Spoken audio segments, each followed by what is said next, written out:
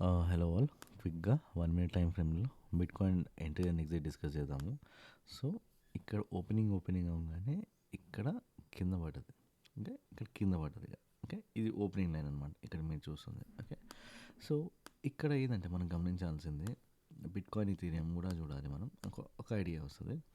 నిన్న ఈ ఓపెనింగ్ కన్నా ముందు ఇక్కడ ఇది పడి, ఇక్కడ ఏదైతే పడిందో పడి మళ్ళీ పైకి వెళ్ళింది కదా.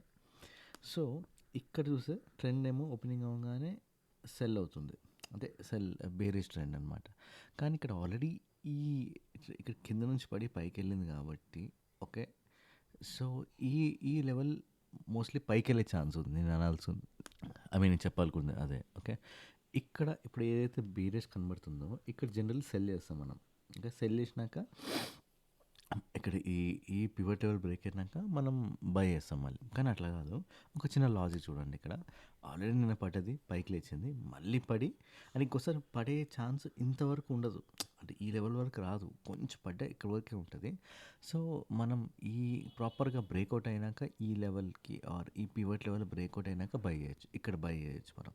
ఇక్కడ బై చేస్తే ఇక్కడ వరకు వెళ్ళింది, మళ్ళీ కిందికి వచ్చింది, మళ్ళీ ఇక్కడికి వస్తుంది. It is trying to reach this R1 level. Next green మన టార్గెట్ అనమాట. ఓకే, సో అట్లా. సో ఈ సైకాలజీ అనేది మనం అర్థం చేసుకుంటూ ఉండాలి. ఇవన్నీ ఎవరు చెప్పరు, ఇట్స్ ప్యూర్ ఎక్స్పీరియన్స్ అనమాట. మనకి ఎంత పోగొట్టుకుంటే అంత జ్ఞానం అనమాట. ఓకే, సో ఇది ఇవాళ సంబంధించిన bitcoin trade. Okay, thanks for watching.